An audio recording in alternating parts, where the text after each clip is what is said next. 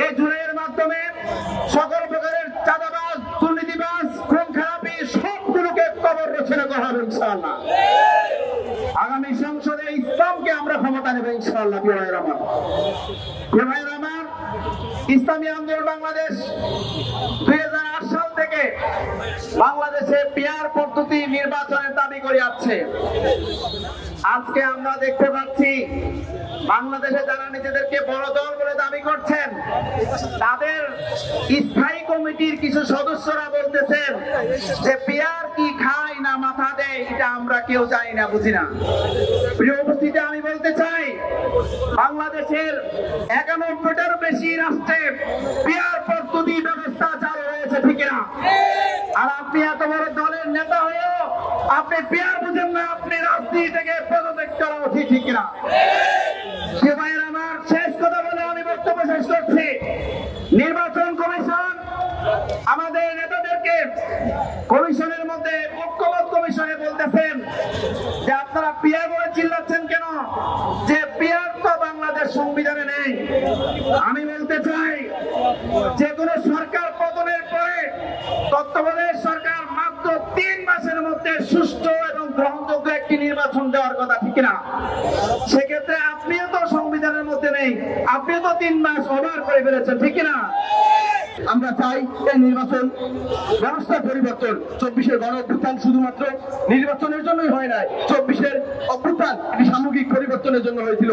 আশা করেছিলাম আমরা রাষ্ট্রের সংস্কার হবে, সংবিধানের সংস্কার হবে এবং বর্তমান প্রচলিত যেই শেখ হাসিনার গুণে দ্বারা সকল সাংবিধানিক প্রতিষ্ঠানগুলো ধ্বংস করে দিচ্ছে, আমরা চেয়েছিলাম এটার একটা পরিবর্তন হবে এবং সংস্কার হবে। কিন্তু আমরা দেখতে পেলাম বর্তমান সরকার 1 বছরের উপরে ক্ষমতা আসার পরেও এখন পর্যন্ত কোনো রকম পরিবর্তন করতে পারে নাই।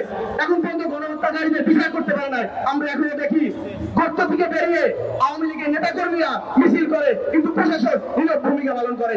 প্রশাসন জানে না আওয়ামী লীগ দিয়ে মিছিল করে, এটা হতেই পারে না।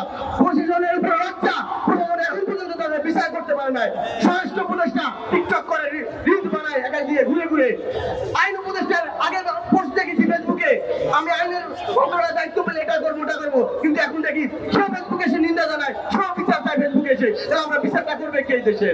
আমরা আইন উপদেষ্টার, স্বরাষ্ট্র উপদেষ্টার বলতে একটাই, যদি আপনারা দায়িত্ব পালন করতে পারেন করেন, আর নয় নেমে যান, আর নয় আইনের বিচার, আইনের শাসন প্রতিষ্ঠা করেন এবং লেভেল প্লেইং ফিল্ড নির্বাচনে যদি প্রতিশ্রুতি না দিতে পারেন, সেই মাঠ তৈরি করতে না পারেন, ইসলামী আন্দোলন নির্বাচনে যাবে না। যদি পিয়ার পদ্ধতিতে নির্বাচন না হয়, ইসলামী আন্দোলন বাংলাদেশ এবং তার সমমনা দল আছে, তারা নির্বাচনে যাবে না। ইসলামী আন্দোলন বাংলাদেশ ঢাকা মহানগর কর্তৃক আয়োজিত আজকের এই বিক্ষোভ সমাবেশের সম্মানিত সভাপতি, উপস্থিত ইসলামী আন্দোলন বাংলাদেশের কেন্দ্রীয় নগর নেতৃবৃন্দ, 2024 সালের জুলাই মাসে দেখেছেন যখন ছাত্র জনতা ব্লকেট দিয়েছিল, রাস্তার পাশে পাশে লেখা ছিল সাময়িক অসুবিধার জন্য দুঃখিত, রাষ্ট্র সংস্কারের কাজ চলছে। তার মানে জুলাই আন্দোলনে এদেশের শিশু, বাচ্চা, তরুণ এবং যুবকরা যে রক্ত দিয়েছে, জীবন দিয়েছে, সেটা ছিল রাষ্ট্র সংস্কারের জন্য। কিন্তু গত 1-1.5 বছরে আমরা কোন রাষ্ট্র সংস্কার দেখতে পাই নাই। আওয়ামী লীগের সময় এদেশে একটি বড় রাজনৈতিক দল বেড়েছিল, তারা কখনো সরকারে তারা জাতীয় সরকার গঠন করবে। জাতীয় সরকারের 5 তারিখের পরে আমরা যে রূপরেখা দেখেছি, ওই রকম জাতীয় সরকার আওয়ামী লীগও গঠন করেছিল। আওয়ামী লীগের রাশেদ খান মেনন, হাসানুল হক ইনু সহ বিভিন্ন ছোট ছোট দলকে একটা আসন, 2টা আসন ছেড়ে দিয়ে সেই সরকার গঠন করেছিল।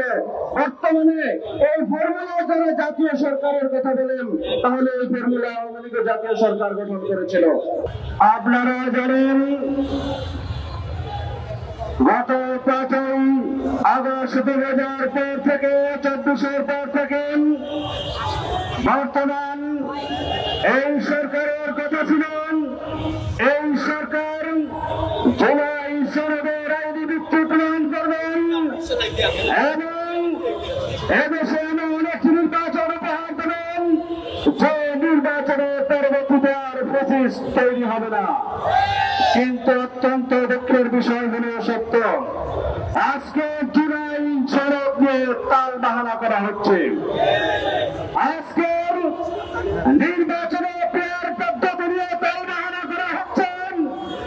আমি পরিষ্কার ভাবে বলতে চাই, যারা জুলাই জনদের আইনি ভিত্তি নিয়ে তাল বাহানা করছেন, পেয়ার পদ্ধতি নিয়ে তাল বাহানা করছেন, তাদেরকে সতর্ক করতে চাই।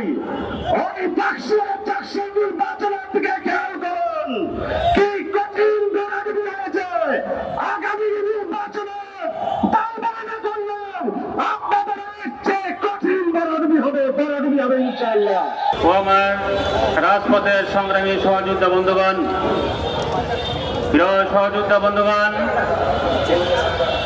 আজকে বর্তমান অন্তর্বর্তী সরকার, এই সরকার ছিল বাংলাদেশের 18 কোটি জনতার সরকার, কিন্তু আমরা কেমন দেখতে পাই, এই সরকার একটি দল একটি গোষ্ঠীর উপরে নতজানু হয়ে এরা বাংলাদেশের সমস্ত মানুষকে উপেক্ষা করে কেমন যেন যা চায় তাই করতে চায়।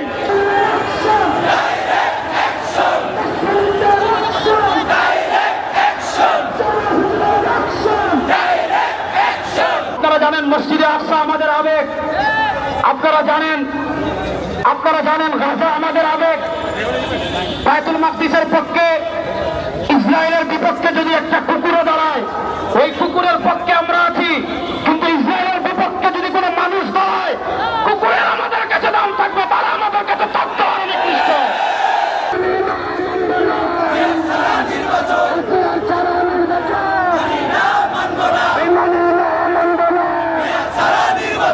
আমাদের দাবি, এই জুলাই সনদের আইনি ভিত্তি দিতে হবে, পিআর সিস্টেমে নির্বাচন দিতে হবে।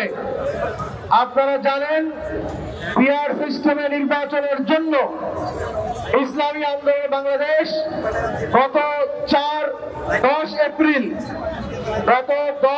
এপ্রিল ইসলামী আন্দোলন বাংলাদেশ লিখিতভাবে ঐক্যমত্য কমিশনে আমরা পিআর সিস্টেমে নির্বাচনের দাবিতে আমরা লিখিত শীট আমরা দিয়েছিলাম।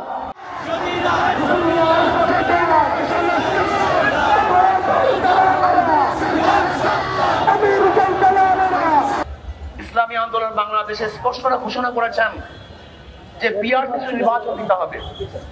পিআর সিস্টেমে নির্বাচনের ফায়দা কি, উপকারিতা কি, এ বিষয় ইতিমধ্যে আমার মনে হয় জনগণ বুঝে ফেলছে, জেনে গিয়েছে।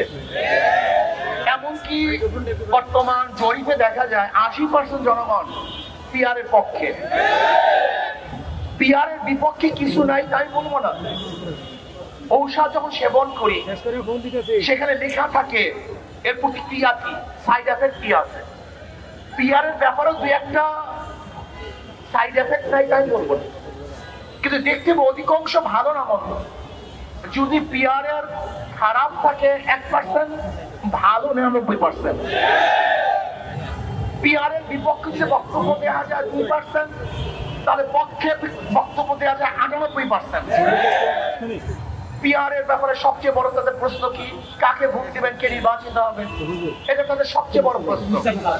স্থিতিশীল গভর্নমেন্ট হবে না, স্থিতিশীল সরকার হবে না। আমি তাদেরকে প্রশ্ন করতে চাই, ধরে না আজকে যে পদ্ধতিতে নির্বাচন হচ্ছে সেখানে যদি এককভাবে কেউ সংখ্যাগরিষ্ঠ অর্জন না করে, সংখ্যাগরিষ্ঠ না পায়, তাহলে সেই পার্লামেন্টের অবস্থাটা কি হবে? সেটাও দুর্বল পার্লামেন্ট। যদি কোয়ালিশন সরকার গঠন করতে হয়, সে পার্লামেন্টে তো দুর্বলই হয়। তা বর্তমান পরিস্থিতিতে পদ্ধতিতেও তো দুর্বল পার্লামেন্ট হওয়া সম্ভব। আর পিআর সিস্টেমে নির্বাচন দিতে বিএনপির আপত্তি থাকারই কথা না, কারণ তাদের একজন উঁচু পর্যায়ের বক্তা বক্তব্য দিয়েছেন, উঁচু পর্যায়ের নেতা বক্তব্য দিয়েছেন যে 90% ভোট তাদের। যদি 90% ভোট তাদের হয়, তাহলে তারা আসন পাবে 270-এর উপরে। তাতে এককভাবে সরকার গঠন করতে পারছে, সমস্যা কোথায়? ঝামেলা মুক্ত সরকার গঠন করতে পারবে। পিআর সিস্টেম নির্বাচনের ব্যাপারে তো খোদ বিএনপি বক্তব্য দিয়েছেন, কি বলছেন? তিনি জাতীয় সংসদ গঠন করবেন, জাতীয় সরকার গঠন করবেন।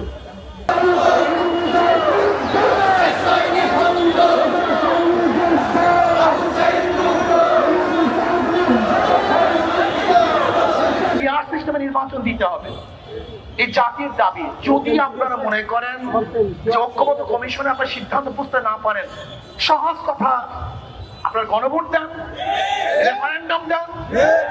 যদি জনগণ পিআর সিস্টেম নির্বাচনের পক্ষে থাকে তাহলে আমরা অবশ্যই দাবি করতে পারি, আর যদি জনগণ পিআর সিস্টেম নির্বাচন না চায় তাহলে আমরা দাবি করব না।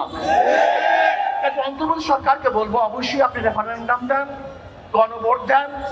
যদি জনগণ ডিসাইড করে যে আমরা পিআর সিস্টেম নির্বাচন চাই তাহলে অবশ্যই আপনাকে পিআর সিস্টেম নির্বাচন দিতে হবে ইনশাআল্লাহ।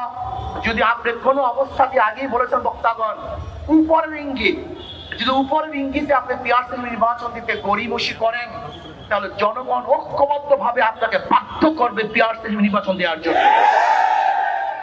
জুলাই সনদে আইনি স্বীকৃতি দিতে হবে এবং বিচার দৃশ্যমান করতে হবে। যদি তা না করে সংস্কার করতে হবে। যদি এইগুলি আপনি না করেন, শুধু নির্বাচন করেন, তাহলে আমি মনে করব আপনিও কোনো এক দলের দিকে ঝুঁকে গেছেন, আপনি নিরপেক্ষতা হারিয়ে ফেলবেন। কাজে আসুন আমরা সম্মিলিতভাবে এই দাবিকে সামনে নিয়ে আন্দোলন করব। আর আমি মনে করি আন্দোলনের কোনো প্রয়োজন নাই, আন্দোলনের আগে সরকার এটা গ্রহণ করবে। আর প্রাইমারি স্কুলে ড্যান্স এবং গান শিক্ষার জন্য ওস্তাদ দিবেন, শিক্ষক দিবেন। কেন, কিসের জন্য? গান ড্যান্স আমাদের মুসলিম পরিবারের এটা সংস্কৃতিরা। যদি আপনাদের সমস্ত পরিবার, বাংলাদেশের সমস্ত পরিবার নাস্তিক হয়ে থাকে, বেঈমান হয়ে থাকে, তাদের জন্য গান এবং গানের টিচার দিতে পারেন। যদি 92% মুসলমানদের দেশে কোনো অবস্থাতেই গানের টিচার দেওয়া যাবে না। এদেশে টুপিওয়ালাদের, দাড়িওয়ালাদের, মুসলমানদের খাজনা ট্যাক্স ভ্যাটের পয়সা দিয়ে গানের টিচার দিবেন। গানের টিচারের প্রয়োজনটা কি? সেখানে ইংলিশ টিচার দেন, কম্পিউটার টিচার দেন। আজকে প্রাইমারি শিক্ষা ব্যবস্থা ধ্বংস হয়ে গেছে, কিচ্ছু নাই। সেখান থেকে আর মানুষ ঘুরতেছে না, ইউনিভার্সিটির চান্স পায় না, মেডিকেলের চান্স পায় না, কোনো জায়গায় চান্স পাচ্ছে না। এর জন্য প্রাইমারি শিক্ষা লেভেলকে ঢেলে সাজাবার জন্য ধর্মীয় শিক্ষক সেখানে নিয়োগ দিতে হবে এবং কোনো অবস্থাতেই সেখানে গানের টিচার বাংলাদেশে দেয়া যাবে না। যদি দিতে চান আপনার গদি, আপনার বস্ত্রান্ত উদ্ধার করবে ইনশাআল্লাহ।